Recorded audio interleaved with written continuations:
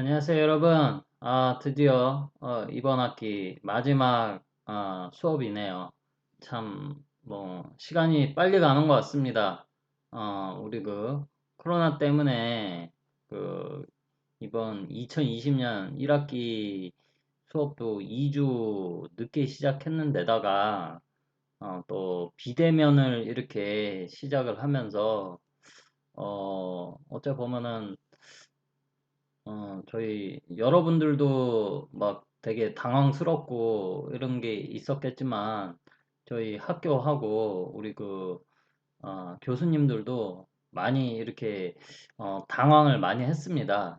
이런 경험은 좀 처음이다 보니까 그러다 보니까 이제 이렇게 비대면 수업을 이렇게 안전을 위해서 이렇게 계속 진행을 하게 됐는데 아무래도 여러분들이 생각하기에 좀 미흡한 것도 있었으리라고 생각을 합니다. 예.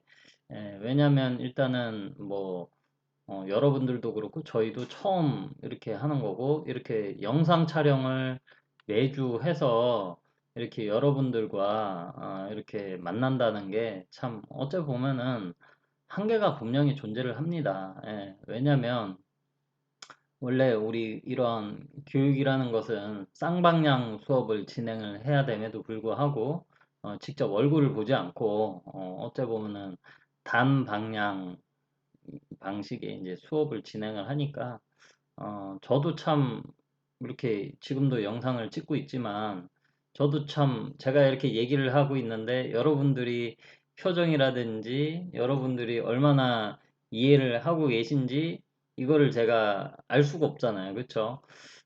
그래서 저도 참 이런 것에 대해서 참 아쉬움이 좀 없지 않아 있습니다. 하지만 어쨌든 이번 코로나 상황으로 인해 가지고 우리 사회 전반적으로 큰 변화가 있을 걸로 생각을 합니다. 우리 교육 쪽에도 그렇고요. 앞으로 산업 구조적으로도 많은 변화가 있을 거로 생각을 합니다. 자, 아무튼 서론이 좀 길었는데요. 오늘은 지난주에 예고 드린 대로 시험에 대해서 말씀을 드리겠습니다. 시험에 대해서 여러분들이 가장 궁금해 하시는 거잖아요. 그죠? 가장 중요하니까. 그래서 오늘 이제 시험에 대해서 쭉 얘기를 하고 이제 시험 대비 겸 이제 정리를 하는 시간을 가져보려고 합니다. 일단은 원래 어, 저희 학교는 원래 상대평가를 했습니다. 상대평가. 상대평가라고 하면 여러분들도 뭐 다 아시겠지만 어쩔 수 없이 이제 등수를 매겨야 되는 그러한 평가다. 그래서 내가 시험을 아무리 잘 봐도 시험 잘 본 사람이 너무 많다 보면 어, 내가 A를 못 받을 수도 있는 게 상대 평가예요. 하지만 이제 이번 학기에는 특별하게 절대 평가가 도입이 됐습니다. 이 절대 평가가 도입이 되어서 일정 점수만 넘어가면 누구나 다 좋은 점수를 또 받으실 수 있는 게 이 절대 평가의 장점입니다. 자, 그래서 요번에 우리가 중간고사를 안 보고 기말고사만 이렇게 보게 되잖아요. 그래서 원래 우리가 중간, 기말 해서 30점씩 이렇게 제가 배분을 하거든요. 그래서 두 개 합쳐서 60으로 보는데, 에, 이 중간고사를 이제 못 하잖아요. 그래서 이 기말을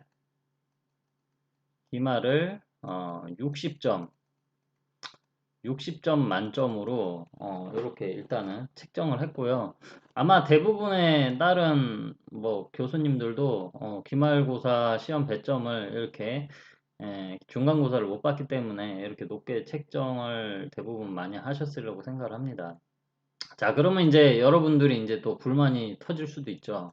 왜냐면 야, 이 시험 한 번 잘못 보면 그냥 F네. 막 이렇게 얘기하실 수도 있는데, 자, 이제 그렇기 때문에 이제 이 여러분들, 시험, 난이도라고 하죠. 난이도를 제가 일단은, 대폭 낮췄습니다. 원래는 제가 제 시험 문제를 내는 스타일이 있잖아요. 객관식, 주관식, 항상 혼합을 해가지고 이렇게 냈는데, 이번 시험에는 이 주관식을 과감하게 없애버렸습니다. 과감하게 없애가지고, 여러분들이, 좀 편하게, 조금 시험을 보실 수 있도록, 어째 보면 주관식을 쓰시려면 좀 일부분은 또 암기도 하셔야 되고, 뭐 그런 문제가 있는데, 이 객관식 문제는 조금 내가 이해만 어느 정도 하고 있어도 그 전체에 대해서 다 몰라도 풀 수가 있습니다. 그래서 요번 기말은 객관식으로만 이렇게 최종적으로 하였습니다. 그래서 시험 문제는요, 다 객관식 12문제, 시험 문제는 객관식으로 12문제를 냈고요. 각각 5점씩 하면은 총점 60점이 되겠죠. 60점. 이렇게 해서 어, 시험 뭐 크게 어렵지 않습니다.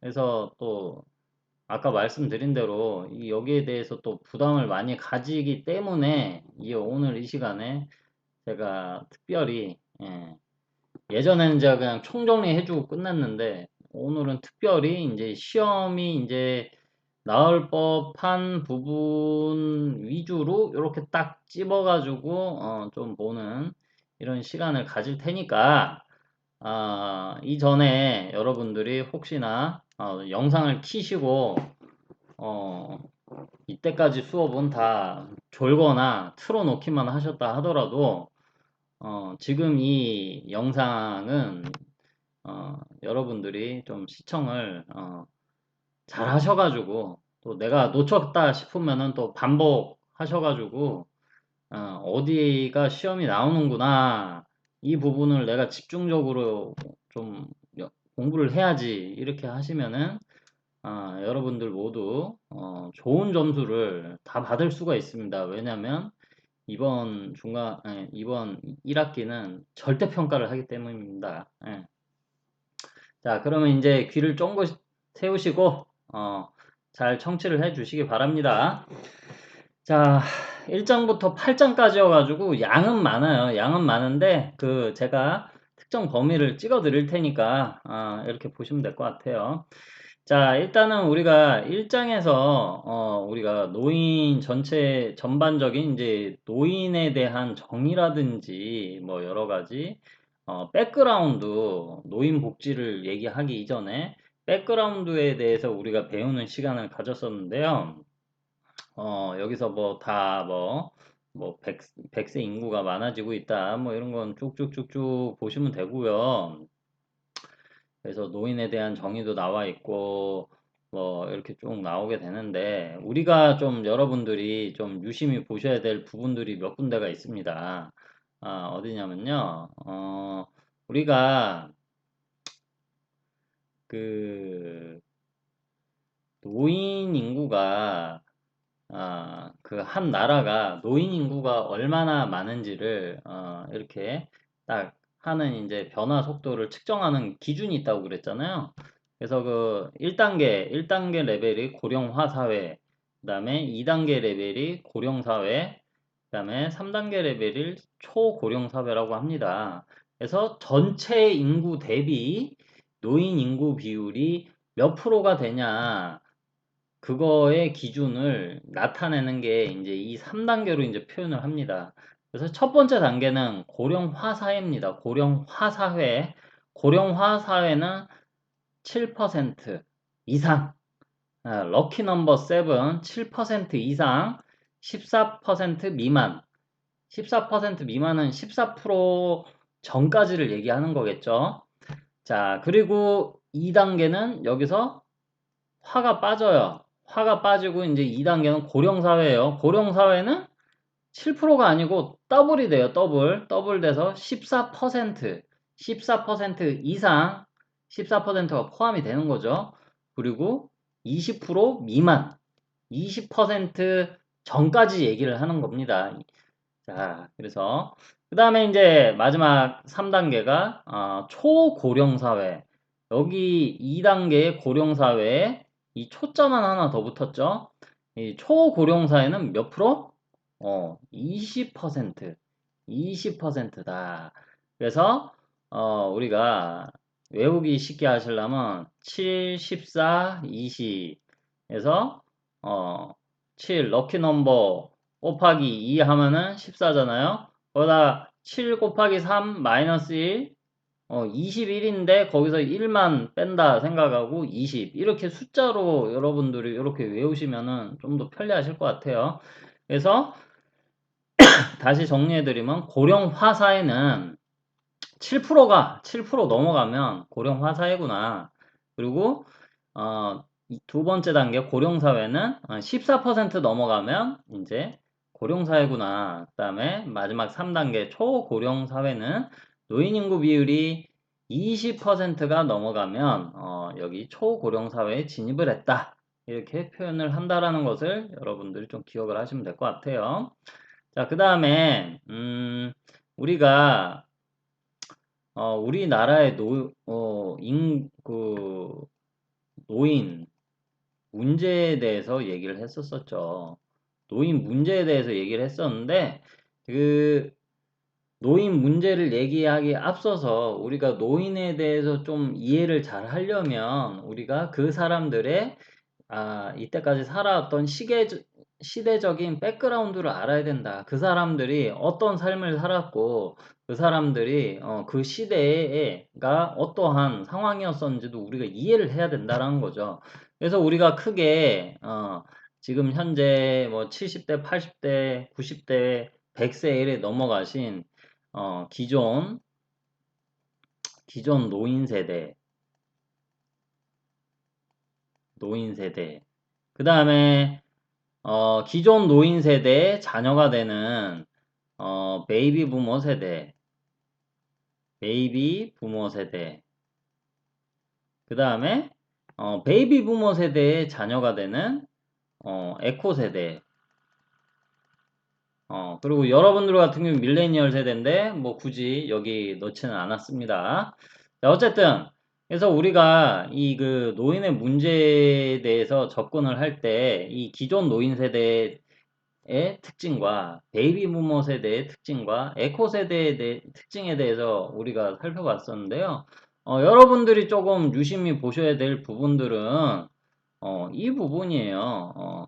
어쨌든 지금 현재 가장 많은 수의 사람들이 여기 지금 노인이 여기 대부분 여기 포함이 돼 있으니까 뭐 물론 지금 이제 이 베이비 부머 세대가 지금 노인 세대로 지금 편입이 되고 있잖아요. 그죠? 작년 올해 해가지고 자 그래서 기존 노인 세대가 어떠한 특징을 가졌는지를 우리가 잠깐 복습을 해보면 해방 혼란과 한국 전쟁 그러니까 일제 시대와 그리고 한국 전쟁 지금 안 그래도 지금 남북 관계가 좀 약간 조금 시끄럽죠. 이제 그러한 한국 전쟁 경험을 이제 굉장히 힘든 시기를 겪으셨다라는 것을 우리가 알 수 있었고 그 다음에 고도의 우리가 산업 경제 성장을 이룩을 했었죠. 그때 엄청난 희생을 많이 하셨던 세대예요. 외국 나가서 우리 그 외노자들 지금 우리나라에서 돈 벌듯이 우리 그 지금 노인 세대들이 외국에 가서 돈을 많이 벌어오셨었어요. 자, 그 다음에 자신의 노후에 상당한 어려움, 후손에 대한 전적인 투자와 희생 감수. 이거는 뭐냐면은, 어, 오로지 내가 힘들게 이렇게 지금 삶을 살았지만 나의 자녀는 고생을 시키지 않아야지. 그리고 나의 자녀는 좀 더 좋은 직업을 갖게 해야지. 그리고 내가 힘들게 번 돈을 다 자녀에게다 물려주게 됩니다. 그러니까 후손에 대한 전적인 투자와 이제 희생을 하셨던 세대다. 반면에 전적인 자녀에 대한 투자와 희생을 했지만 뭐예요? 하지만 결론적으로는 자신의 노후를 자녀들이 이제 더 이상 돌봐주지를 않는 거죠. 그러니까 노후에 대한 지금 준비가 거의 안 돼 있는 상황인 세대가 이 노인 세대죠. 그 다음에 정년제와 또 사회적 차별, 이제 옛날엔 정년제 이런 거 없었어요. 근데 이제 이 지금 이 노인 세대는 이런 것도 이제 경험을 처음으로 하게 된 이제 세대다. 그 다음에 이제 마지막으로 이제 나이 들고 신체적으로 사회적으로 이제 이렇게 아웃사이더가 되니까 뭐예요? 의존적인 생활로 주변인으로부터 소외를 이제 당하는 그런 세대가 이 기존 노인 세대의 특징이다. 이렇게 여러분들이 보시면 되겠죠. 자, 그 다음에 이제 우리가 노인 문제에 대해서 또 얘기를 하면서 또 중요한 이론 하나가 나왔었죠. 자, 노인 문제가 왜 일어나는가? 이제 우리가 이 다음 장에서 이제 이론에 대해서 주로 많이 다루게 되는데 그 중에 하나가 이제 미리 이제 1장에서 나오게 되죠. 교환 이론이라는 것이 나오게 됩니다. 자, 우리 인간 사회는 뭐예요? 뭔가 내가 주면 보상 심리를 갖는다라고 얘기를 했었죠. 그래서 내가 뭔가 주면 뭔가 받아야 되겠다라는 이 내면 심리가 이제 잠재돼 있다라는 소리죠. 마찬가지예요. 우리 사회에서도 자녀들이 부모로부터 내가 이렇게 하면은 부모가 나한테 뭔가 줘야 된다라고 생각을 하는 거죠. 자기가 받았던 건 생각 안 하고, 그러다 보니까 이제 문제들이 이제 많이 발생을 하게 되는데, 지금 기존 노인 세대들이 자녀에 대해 엄청난 투자와 뭐 재산도 물려주고 할 그 당시에는 노인들이 가지고 있는 게 많잖아요. 그러니까, 자기 부모를 공경을 하고 열심히 하지만 뭐예요? 점차 주고 조금씩 나의 재산을 주고 내가 가진 기술을 밑에 세대에게 나눠주고 하다 보면은 결국에는 언젠가는 내가 줄 수 있는 게 오는 순간이 되는 거죠. 내가 더 이상 줄 수 있는 게 없는 순간이 오는 거예요. 그럼 뭐예요? 내가 줄 수는 없는데 계속 받아야 되는 상황이에요. 그러면서 이제 문제가 발생을 하는 거죠. 기브 앤 테이크를 해야 되는데 줄 건 없고 받아오기만 해야 되는 거야. 그러니까 이제 그 관계가 이제 깨지면서 문제가 발생을 한다라고 이제 얘기하는 이론이 이 교환 이론이에요. 그렇죠? 기브 앤 테이크가 안 되니까 노인이 줄 수 있는 자원이 줄어들기 때문에 문제가 발생을 한다라고 얘기하는 이론이죠. 자, 이렇게 1장을 마무리하고요. 자, 2장에서도 우리가 항상 목차를 잘 보셔야 돼요. 노인에 대한 정의를 사회적, 그 다음에 생물학적, 심리적 세 가지로 우리가 분류를 해서 이론들을 쫙 했죠. 이 이론들을 여러분들한테 다 외우세요 하면은 다 뒤로 넘어지시겠죠. 그러니까 다 안 보셔도 되고요. 자, 이 중에서 우리가 좀 유심히 조금 봐야 될 부분은 우리가 사회 구조적 노인의 이 지금 우리 2장에서 배우는 이 이론들은 무슨 이론이에요? 노인 문제가 왜 일어날까? 원인을 분석을 하면서 나온 이론들이 이제 이 2장에 이제 포진이 돼 있는 거죠. 그 중에서 우리가 유심히 보아야 될 게 이 현대화 이론이라는 것을 이제 얘기를 하게 됩니다. 이게 결국에 이 노인 문제, 과거에도 노인이 문제가 됐을까? 전혀 그렇지 않았다라는 것이죠. 그럼 왜 지금은 옛날에는 문제가 안 되는데 왜 지금은 노인이 문제가 되는데 결국에 이 현대화 이론에서는 하는 말이 자, 우리 사회가 되게 좋아졌어. 좋아진 게 되게 많아.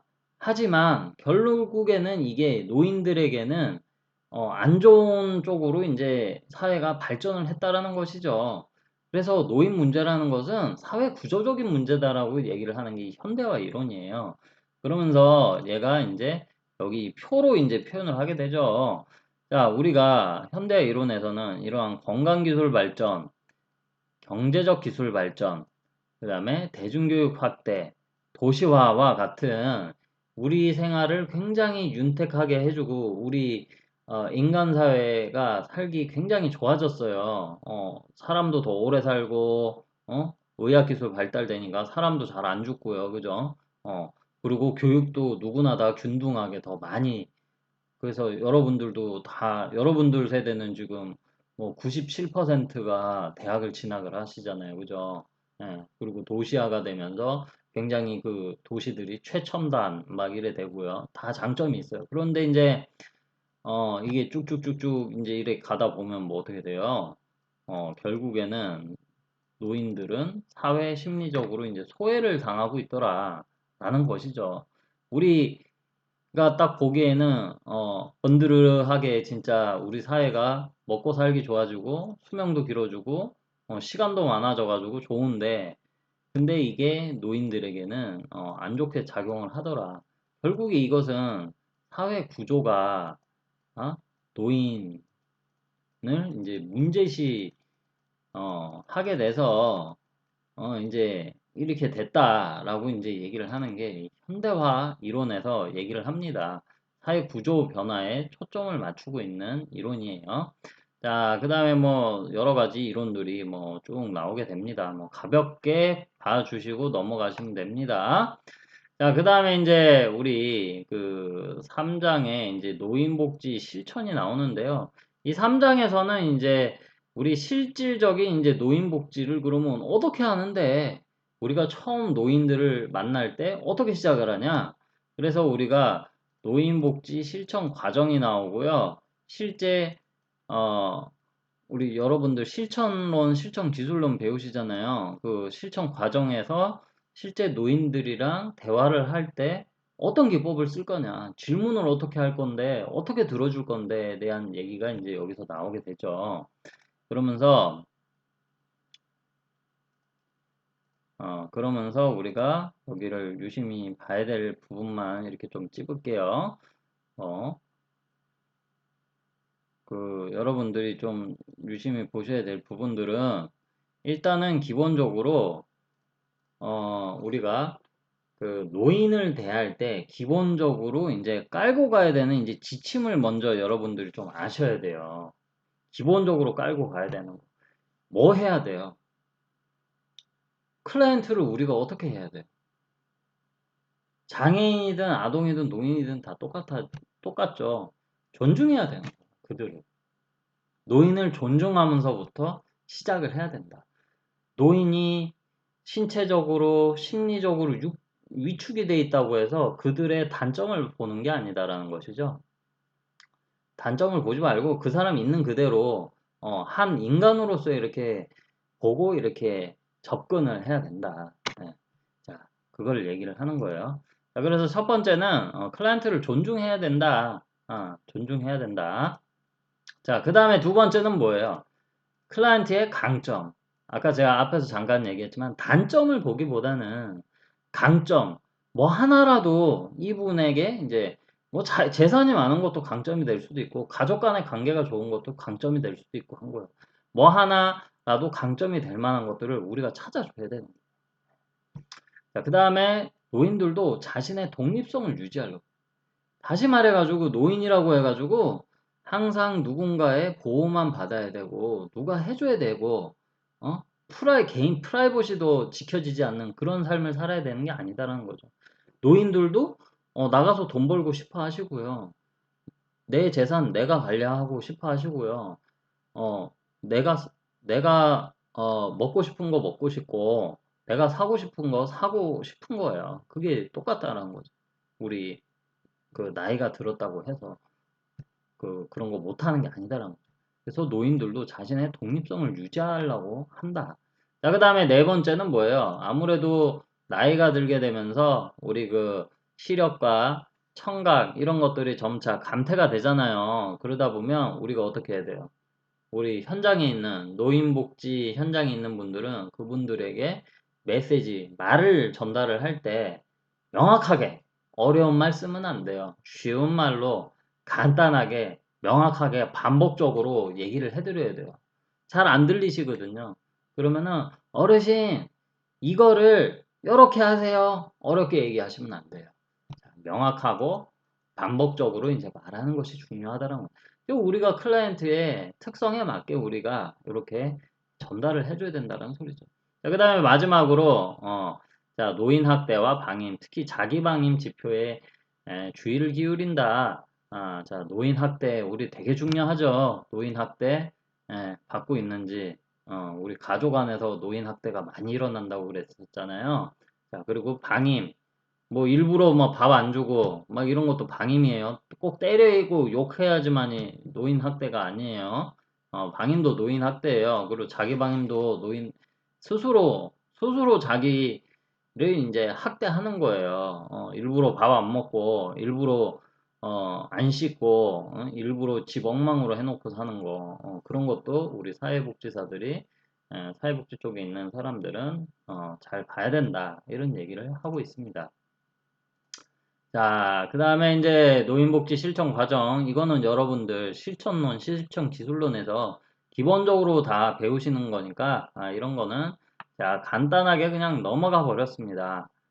쭉쭉쭉쭉 넘어가시고요. 자, 그러면 실제 이러한 사회복지 실천, 노인복지 실천을 하면서 우리가 필요한 면접 기술들이 나오게 돼요. 면접 기술. 질문을 어떻게 할 건데, 그 다음에 듣기는 어떻게 할 건데. 자, 질문하는 것도 기술이고요. 잘 듣는 것도 기술이에요.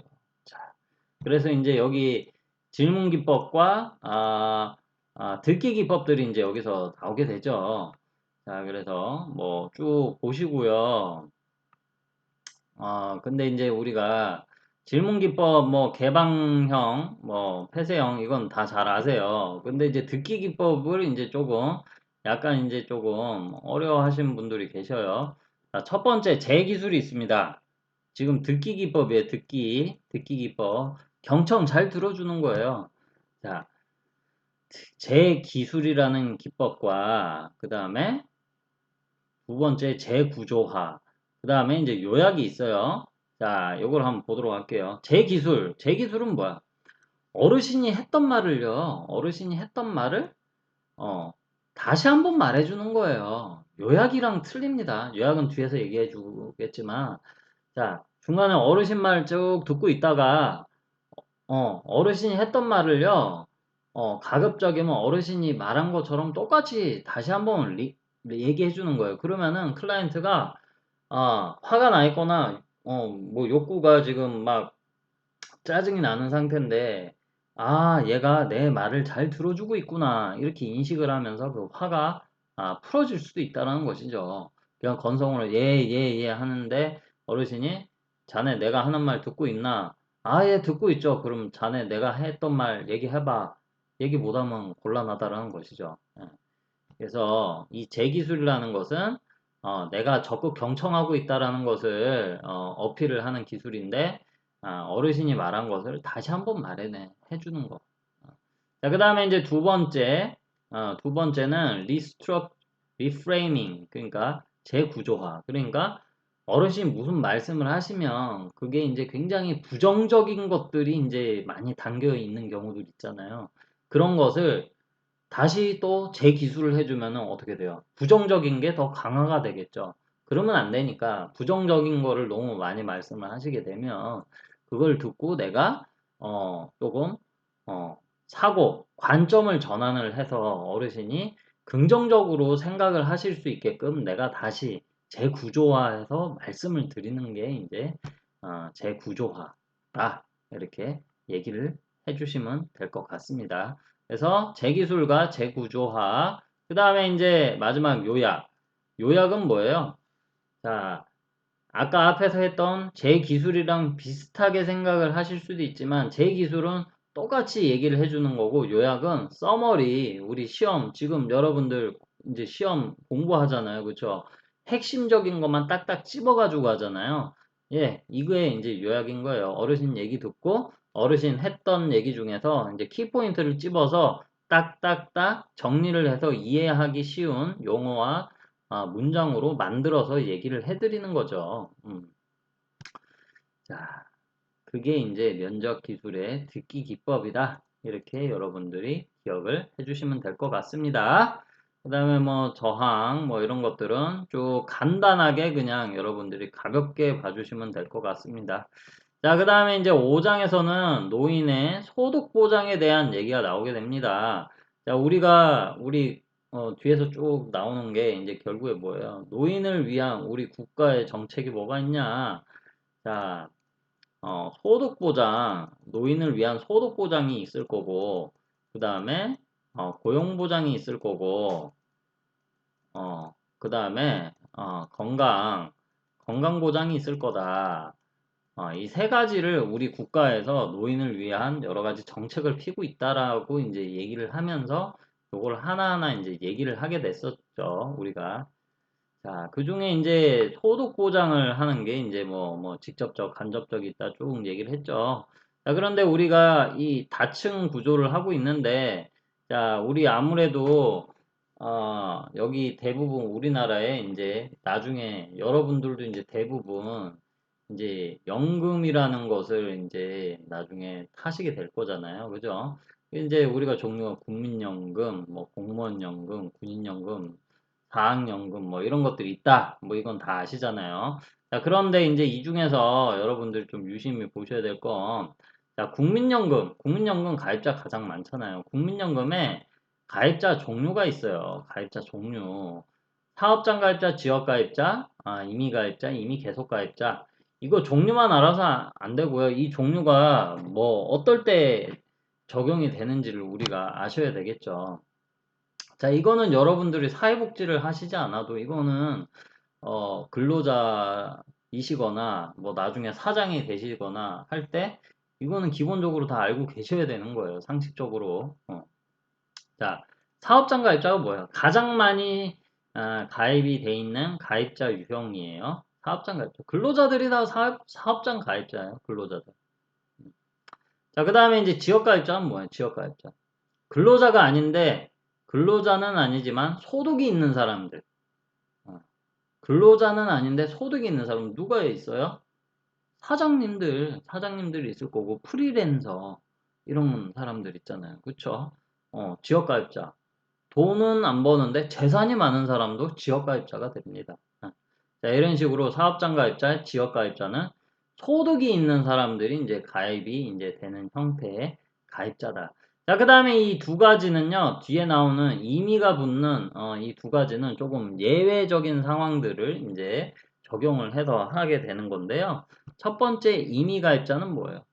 소득이 없어. 소득이 없는 사람은 국민연금 가입을 할 수가 없었어요, 예전에. 그러면은, 대표적으로 우리 집에서 아이 기르시고, 집안 살림을 도맡아서 하는 가정주부들은 나중에 연금을 못 받는단 말이에요. 그러면은 억울하시잖아요. 그쵸? 나도, 국가에서 운영하는 공적연금에 나도 가입을 하고 싶어. 예전에는 가입이 안 됐어요. 자, 그래서 이게 문제가 돼가지고, 자, 그러면, 우리나라 국민임은 누구나 다 공적연금에 가입할 수 있자 길을 열어줬어요. 그래서 임의가입자를 만들게 됐습니다. 그래서 소득이 없어도 내가 임의가입자로 가입을 해가지고 이렇게 나중에 연금을 타실 수가 있어요. 대표적으로 가정주부들이 여기 많이 가입을 하신다고 그랬었죠. 그 다음에 이제 임의계속가입자는 뭐야? 원래 여기 뭐야? 국민연금 가입 기준이 뭐야? 60세 미만. 만 60세가 이제 넘어가게 되면 이제 연금을 더 이상 가입을 할 수가 없어요. 다시 말해서 더 이상 돈을 못 넣는다는 소리죠. 그런데 이제 이런 거죠. 우리는 회사가 정년이 65세야. 65세야. 그리고 나는 5년 더 국민연금 납부를 할 수가 있어. 자, 그러면은, 나는 계속 더 가입을 하고 싶어 해서 계속자를 붙여가지고요. 이미 계속 가입자.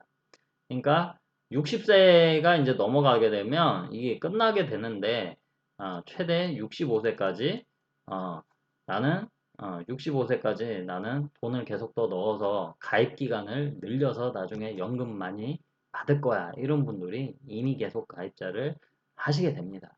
그래서 우리 가입자 종류가 이 네 가지가 있다라는 거 좀 기억을 해주시면 좋을 것 같아요. 자, 그리고 이제 뭐 뒤쪽에는 뭐 국민연금, 뭐 노령연금, 뭐 기초연금, 그러니까 노령연금이 이제 기초연금이죠. 뭐 그런 거 뭐 쭉 있으니까 뭐 보시면 되실 것 같아요. 자, 그 다음에 이제 6장 이제 건강보장으로 이제 나오게 됩니다. 건강보장.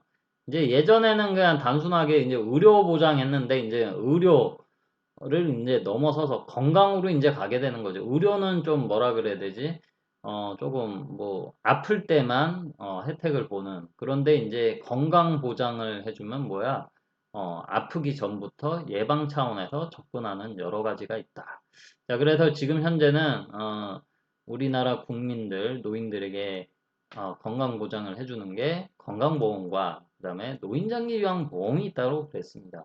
뭐 건강보험은 여러분들 다 잘 아시는 거잖아요, 그죠?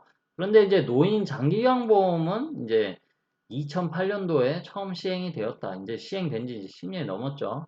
자, 노인장기요양보험이 뭔가요? 뭐예요?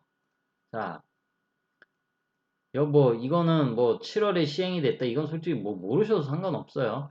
자, 노인장기요양보험 누가 그 대상이 될까? 노인이 대상이야. 장기요양.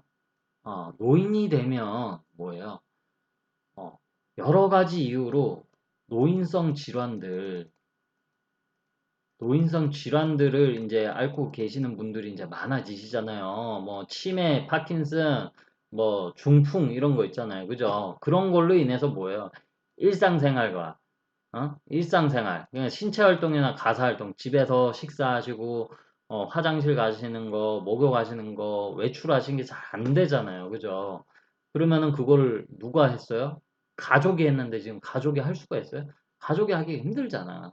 자, 그래서 그런 분들에게 장기 요양 급여를 제공을 해서 그분들의 건강 증진과 생활 안정을 도모하는 그리고 또 가족의 부양 부담을 경감을 시켜주기 위해서 또 시행이 된 보험이다. 전 국민 보험이에요, 이거.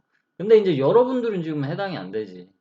예, 65세가 넘어가거나 아니면은 이 노인성 질환이 있으시면 요거를 이제 받을 수 있게 되는 거예요. 어.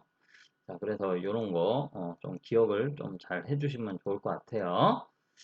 자, 하고 뭐 등급 있고, 뭐 이런 거는 뭐 가볍게 넘어가 주시면 됩니다. 자, 그 다음에 우리 7장은 노인복지 관련 법 하면서 노인복지법, 저출산 고령사회기본법 쭉 나오게 되는데, 자, 노인복지법.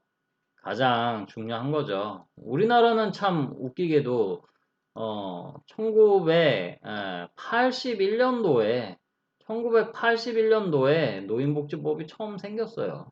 그 이전까지는 노인을 위한 뭐가 없었어. 왜?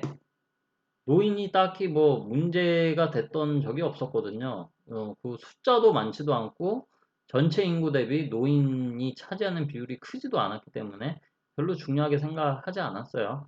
자, 그런데 그러면 왜 노인복지법을 왜 1981년에 왜 만들었냐? 왜 만들었는지를 우리가 알아야 되겠죠. 자, 여기서 중요한 거는 직접적 자, 노인복지법이 제정이 된 직접적 요인이 무엇이냐, 인지를, 뭐냐를 이제 우리가 알아야 되죠. 근데 여기서 많이 실수하시는 게, 노인 인구가 많아지니까 노인복지법 만든 거 아니에요. 이렇게 얘기하시는데, 자, 그거는 땡, 틀렸다. 자, 1960년에서 80년, 20년 동안에 노인 인구 비율은 0.5%밖에 늘지 않았다. 이때는 왜 0.5%밖에 늘지 않았냐? 20년 동안에. 지금은 우리나라 1년에 막 노인 인구 비율 1%씩 늘어나잖아요. 그 20년 동안에 0.5% 늘어났게. 왜 그랬어요? 일단은 평균 수명이 그 당시보다 지금보다 그 당시 훨씬 짧았고요. 그 다음에 아이가 많이 태어났기 때문에 노인 인구 비율이 상대적으로 낮았습니다. 자, 어쨌든 그래서 노인 인구가 많이 늘어나서 노인복지법을 제정했다? 그렇지는 않다라는 것이죠. 간접적으로는 끼쳤을 수도 있지만 직접적 요인은 아니다. 자, 그러면 어떤 게 이제 직접적인 요인이냐? 노인의 취업 문제.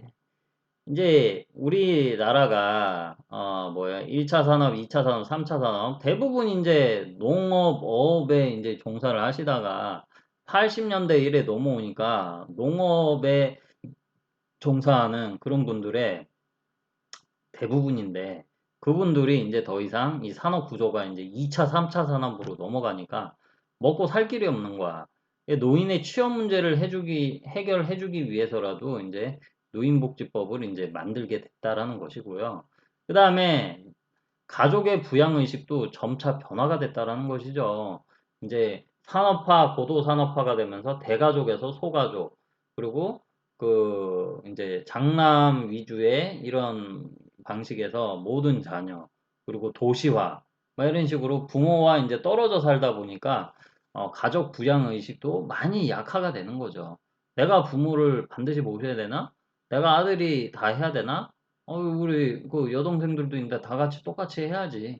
막 이렇게 생각을 한다라는 것이죠. 자, 그래서 가족 부양 의식이 변화가 되면서 이거 우리 국가에서도 뭔가 준비를 해야 되겠다 이래 생각을 하게 된 거죠. 자, 그 다음에 가장 큰 거는요. 자, 노인을 위한 뭔가를 하려고 하는데 법이 없었어요. 노인을 위한 뭐를 하려고 하면 법이 있어야 되는데 법이 없으니까 자, 이런 경제적 빈곤한 노인을 위한 뭘 해주려고 해도 법이 없어서 아무것도 못 해줬어요. 그래서 이 노인복지법이 생긴 거예요. 그래서 관련 제도의 한계, 뭐를 하기 위해서는 뭐 국가의 정부에서 무슨 제도를 시행을 하기 위해서는 법이 있어야 되거든. 그래서 이제 이 노인복지법이 이제 만들어졌다. 이렇게 여러분들이 이해를 해주시면 될 것 같습니다. 자, 그 다음에 이제 뭐 개정, 저출산 고령사회기본법, 노인장기요양보험법은 아까 이제 6장에서 얘기를 했으니까 잘 아실 거로 생각합니다. 자, 그 다음에 이제 마지막 장이죠. 이제 8장 노인복지 시설 서비스. 어째 보면 이제 여러분들 이제 그 사회복지사 이제 실습을 가시게 되면 이제 여러분들이 노인복지관이라든지 노인복지 관련된 이제 시설에서 뭐 시니어 클럽이라든지 이런 곳에서 이제 실습을 하실 수도 있는데요. 이제 뭐 그런 종류들이 이제 나오게 되는 거죠. 자, 그러면 우리가 여기서 가장 중요한 거는 노인복지 시설이 노인복지 시설의 이제 필요성이죠. 왜 발전을 하고, 왜 필요한가를 이제 여기서 이제 얘기를 하게 되죠. 왜 필요해요? 왜 필요해? 자, 원래 노인복지법이 왜 생겼어요? 가족의 부양의식이 약화가 됐고, 그래서 그런 것을 이제 국가에서 가족이 못하는 걸 국가에서 이제 해줘야 되겠다라고 생각을 해서 이제 법이 생긴 거거든요. 그러면 그 역할을 누가 해줘요? 국가에서 직접적으로 못 해주잖아요. 노인복지 시설을 만들어서 노인복지 시설에서 가족이 하던 역할을 대신 다 해드리는 거죠. 노인 돌봄이라든지, 그쵸. 그런 것들을. 자, 그래서 이제 여기 이제 뭐 이렇게 쭉 나오게 되는데 내용을 한번 정리를 한번 해보면 일단은 고령화가 이제 급속도로 노인 인구 비율이 엄청나게 이제 늘어난다라는 것이죠. 그래서 지금 우리나라 노인 복지시설 숫자도 똑같이 이렇게 증가를 하잖아요. 수요와 공급의 법칙에 의해서. 자, 그런데 이제 문제는 그냥 노인만 많아지는 게 아니고 요보호 노인이 뭐예요? 요보호 노인. 아까 앞에서도 얘기한 뭐예요? 노인성 질환 가지신 노인성 질환 완치가 된다 했어요. 불가능하다 했잖아요. 평생 안고 가요. 치매 완치됐다는 얘기 들어봤어. 중풍 완치됐다는 얘기 들어봤어. 파킨슨 완치 안 돼요. 그냥 한번 걸려버리면 평생 안고 가야 되는 질환이다. 자, 그러면 결국에 뭐야? 그 질환을 평생 안고 가야 되니까 그 어르신 돌아가실 때까지 그 돌봐드려야 되는 거예요. 그래서 장기화되는 돌봄 기간이 길어진다 해서 장기화되는 요 보호 기간. 자, 그 다음에 노인 인구가 엄청나게 늘어나고요. 그 다음에 노인 단독 가구, 그러니까 노인들끼리 사는 노부부 가구 또는 독거노인. 제 주변에도 보면은 어, 진짜 굉장히 많아집니다. 아마 여러분들 부모님들도 노부부, 여러분들 다 이제 독립을 하시고, 이제 시집 장가 가시고 나면, 여러분들 부모님만 남잖아요. 그러면 노인 단독 가구죠. 노부부 가구 또는 독거노인이 되시잖아요. 그죠? 어, 그래요. 늘어나고 있고, 그 다음에 핵가족화, 뭐 이런 걸로 인해가지고, 노인에 대한 자녀의 이러한 자녀가 부모를 모셔야 되겠다는 부양의식도 굉장히 약화가 됐다. 여러분들도 실제 까놓고 생각을 해보세요. 여러분들이 여러분들 부모님을 부양을 100%다 하실 수 있을 것 같아요. 혼자서 하는 거는 뭐 하실 수 있는 분도 계시겠지만 굉장히 쉽지 않다. 예를 들어서 여러분들이 시집 장가를 가시게 되면 여러분들의 배우자가 그거를 좋아하실까요? 쉽지 않을 거예요. 예. 자, 그래서 이러한 이유에 의해서 노인복지시설이 이렇게 이렇게 발달을 할 수밖에 없다. 그래서 이런 것들을 여러분들이 조금 기억을 해주시면 좋을 것 같습니다. 자, 그 다음에 이제 노인복지시설에 이제 종류들이 나오잖아요. 솔직히 저는 개인적으로 여러분들이, 이거 노인복지시설 종류들을 다 알고 계셨으면 좋겠어요. 아니면 하다못해 여기 요렇게 있잖아요. 그 노인 주거복지시설, 의료복지시설, 여가복지시설, 노인, 재가노인, 보호전문기관. 이 글이라도 여러분들 좀 아셨으면 좋겠어요. 자, 그러면 이제 여기 이제 이용시설 같은 경우는 뭐, 말 그대로, 일정 시간에만 이제 이용하는 시설이라고 저번에 말씀을 드렸고요. 요거는 그냥 여러분들 그냥 쭉 읽어보세요. 자, 그러면 이제 여러분들이 좀 여기 유심히 보셔야 될 게 생활시설인데, 우리가, 양로원, 제가 예를 들어서 설명을 드렸죠. 요양원이 있다고 그랬습니다. 자, 양로원과 요양원이 비슷한 단어이면서도 완전 비슷해 보이는 단어죠. 완전히 틀려요. 자, 그래서 양로원은 노인 주거복지시설, 요양원은 노인 의료복지시설이다라고 그랬습니다. 자, 그래서 노인 주거에 초점을 맞춰져 있다. 자, 그러면은 이 양로원에 들어가서 사시는 어르신들은 어떤 어르신들이다? 상대적으로 건강, 오케이. 근데, 이러한 그 소득이 이제 기초나 저소득 노인들이 이제 여기로 들어오실 수가 있다. 이렇게 얘기를 했습니다. 자, 그러면 이제 요양자가 들어가잖아요. 그리고 의료자가 들어가잖아요. 왠지 여기 이용하시는 노인들은 어떤 노인들일 것 같아요? 건강이 상대적으로 양로원 어르신들보다는 안 좋아. 예. 그래서 앞에서 얘기했던 장기요양 등급 받으신 어르신들이 여기서 거주하실 수 있는 거예요. 그리고 건강하지 않은 노인이고 이건 소득에 상관없어요. 소득 같은 거 안 따져. 따지지 않고 본인 부담금 20%만 내면 누구나 다 이 건강 상태가 안 좋으신 분들은 요양원 입소를 하실 수 있습니다. 자, 이거 여러분들이 두 가지를 조금 구분을 하시면은 좀 좋을 것 같아요. 자, 그 다음에 이제 이 여가복지시설. 여가복지시설은 뭐예요? 여가에 초점을 맞추고 있다. 복지관, 노인복지관이 이제 이렇게 뭐 평생교육 프로그램이라든지 뭐 실버 댄스 교실, 요가 교실 막 이런 것들 하는데 제가 있을 제 집에 있으면서 서비스 받을 수 있는 것들, 방문 요양, 주야간 뭐 이런 거. 노인보호 전문기관 뭐예요? 노인 학대 대응해주는 기관, 노인 일자리 지원하는 기관, 노인 일자리 시니어 클럽, 어르신들 취업시켜드리고 어르신 일자리 이렇게 알선하고 취업 훈련도 해드리고 하는 기관이다. 그 다음에 학대 피해 노인 전용 쉼터 올해 7월 다음 달에 생긴다고 그랬죠. 쉼터 전용 이제 학대받은 노인들이 임시로 거처할 수 있는 별도의 시설이다. 이렇게 해서 정리를 했습니다. 자, 그래서 여러분들이 그래도 노인복지를 공부하셨으면 참 이거 정도는 조금 상식적으로라도 조금 알고 계시면 좋지 않을까 제 개인적인 바람입니다. 근데 여러분들 좀 아시면 좋을 것 같아요. 예. 자, 이렇게 해서 이번 학기 이렇게 좀 마무리를 했고요. 그리고 여러분들 그 과제를 아직 제출을 많이 안 하셨는데 출석 과제 말고 이번 학기 과제예요. 이번 학기 과제 여러분들의 나의 노후 설계 제가 올려놨으니까 과제 이거 좀 반드시 제출해 주세요. 예. 자, 여러분들 제가 지금 오늘 시험에 대해서 다 지금 오픈을 했잖아요. 다 시험 점수는 다 비슷비슷하려고 생각을 합니다. 결국 이 과제 점수에서 좀 판가름이 조금 날 거로 저는 생각을 하거든요. 자, 여러분들 이 과제 이거 조금 신경 써서 이거 그 반드시 좀 제출을 해 주시기 바랍니다. 자, 어쨌든 이렇게 해서 이번 학기 이렇게 노인복지론을 이제 마무리하게 됐는데요.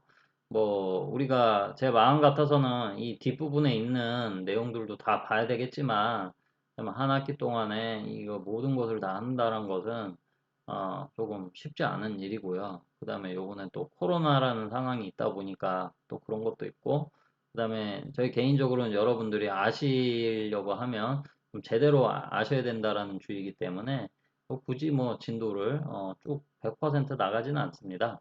또 100% 나가면 또 여러분들이 시험 범위가 너무 많아지니까 또 괴롭고요. 자, 그래서 좀 중요한 부분 위주로 좀 했고요. 그래서 오늘 제가 좀 전에 말씀드린 부분에서 시험이 100%다 나옵니다. 다 100% 객관식이고요.